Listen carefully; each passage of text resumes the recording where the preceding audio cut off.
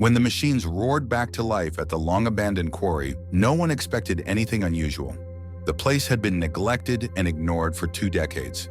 Just dust, rock, and a job that needed doing. But when one of the excavation machines hit some piece of metal, the crew discovered something that no one was supposed to find.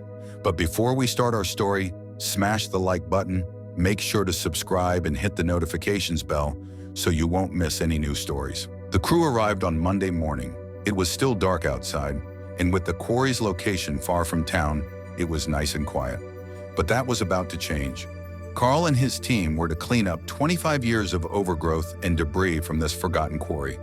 The task seemed simple, or so they thought.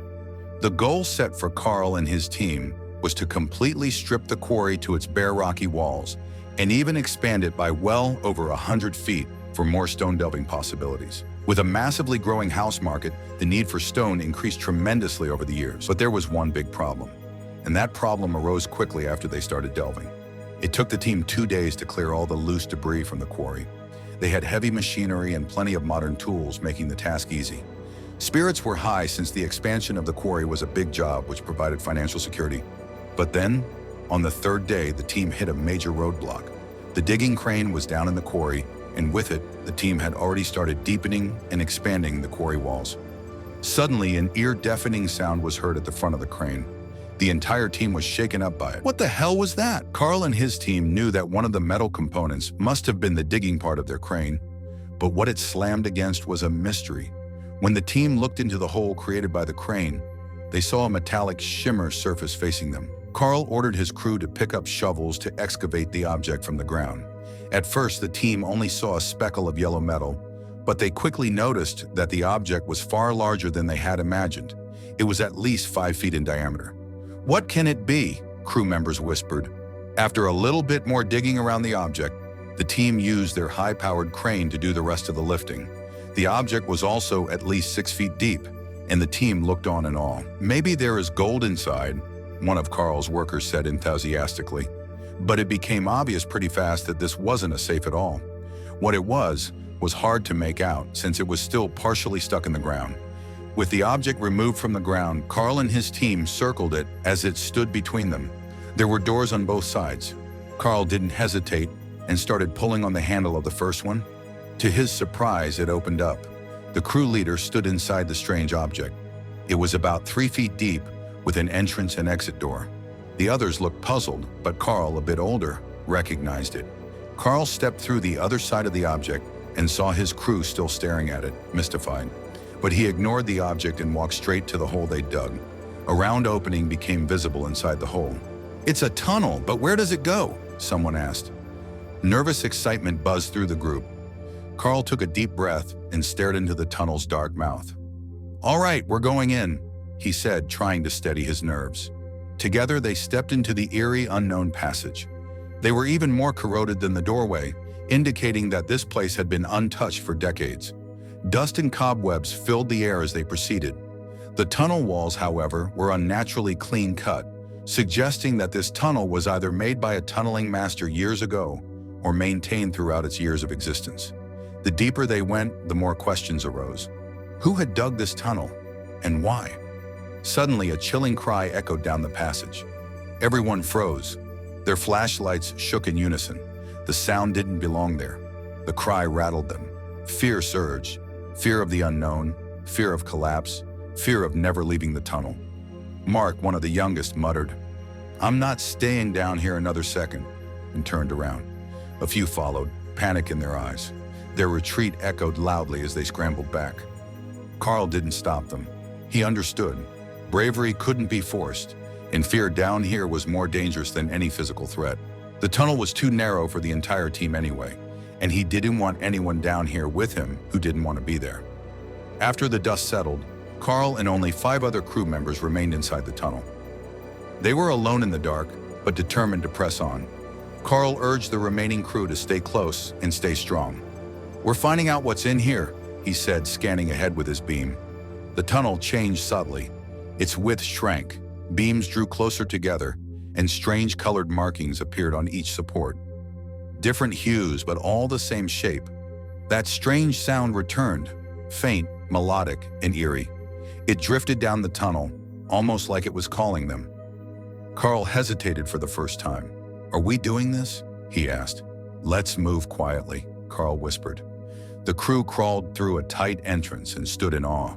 Tools, walls with carvings, and an entire subterranean structure lay before them, hidden, ancient, and astonishing. Scribbly drawings were etched into the rocky walls all around them, and recognizable tools were leaning against the side of the cave-like room. Carl stared at the symbol on the dusty tool. He recognized it, but couldn't quite place where from. Before he could say anything, that familiar sound echoed again, followed by something new. Footsteps. The crew stiffened. It wasn't just a sound anymore. Something or someone was coming. Carl spun around, signaling to his team. There was no time to think. It was clear that whatever caused these sounds was getting closer, because the footsteps that were first heard in the far distance quickly grew louder and louder. Carl's crew exchanged nervous glances, not wanting to get caught somewhere they did not belong. "We have to hide," Carl whispered to his team while pointing back to the tunnel from which they came. Hidden behind boulders, Carl and the crew held their breath. A group of elderly men shuffled into the chamber. They wore worn-out work clothes, their silver hair glinting in the lamplight. None looked under 60. One man carried an old oil lantern. Carl's crew exchanged bewildered glances. Who were these people? And why were they down here?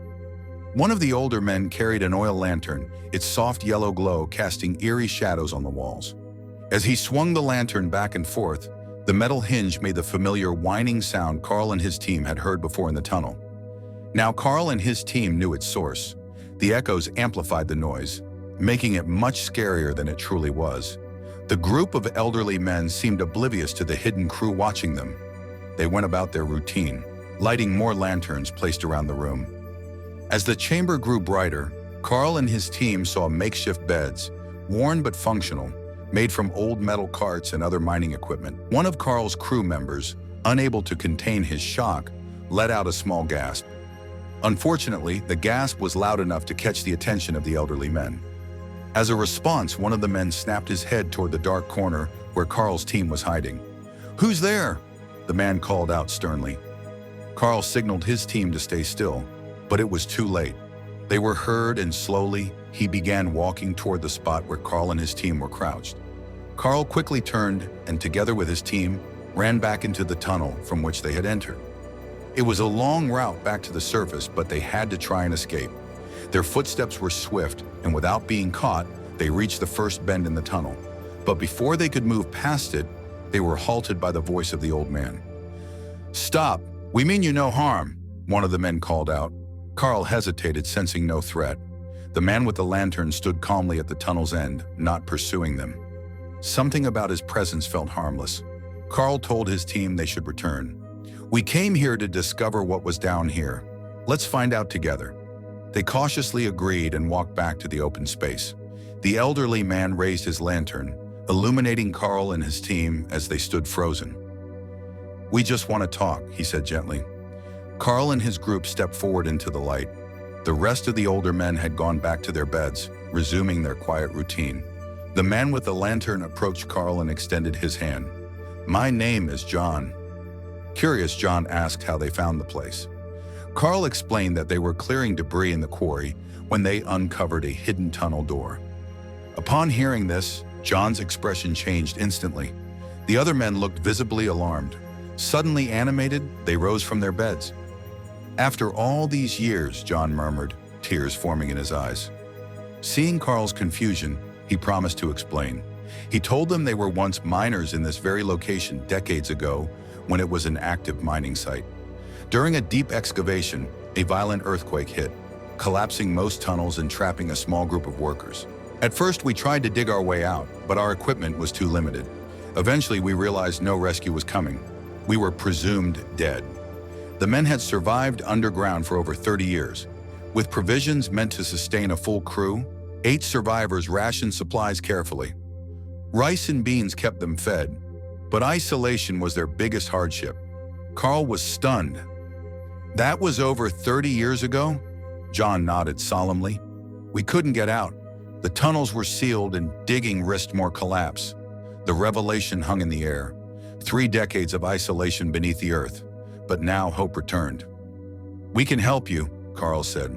"The door we found is open. There's a way to the surface again." John's eyes widened in disbelief. The other miners looked at one another, their faces a mix of shock and hope. "Are you serious?" John asked. Carl nodded. "We can get you out." With the help of Carl's team, the 8 miners were brought out and rushed to the hospital for observation, where they stayed for over 2 weeks. Some of them were reunited with long-lost family members in emotional scenes. Even Carl, usually stoic, wiped away a tear at the heartfelt embraces. "We were just there to reinstate a quarry," Carl said. "Now we've saved 8 lives. You can't make this stuff up." News of the miraculous discovery spread quickly. Carl and his team were hailed as heroes, appearing on national news to recount their experience. But for them, the real reward was knowing the miners were safe. The mine was permanently closed to prevent further danger, and a few months later, the quarry was reinstated, this time with a story no one would ever forget.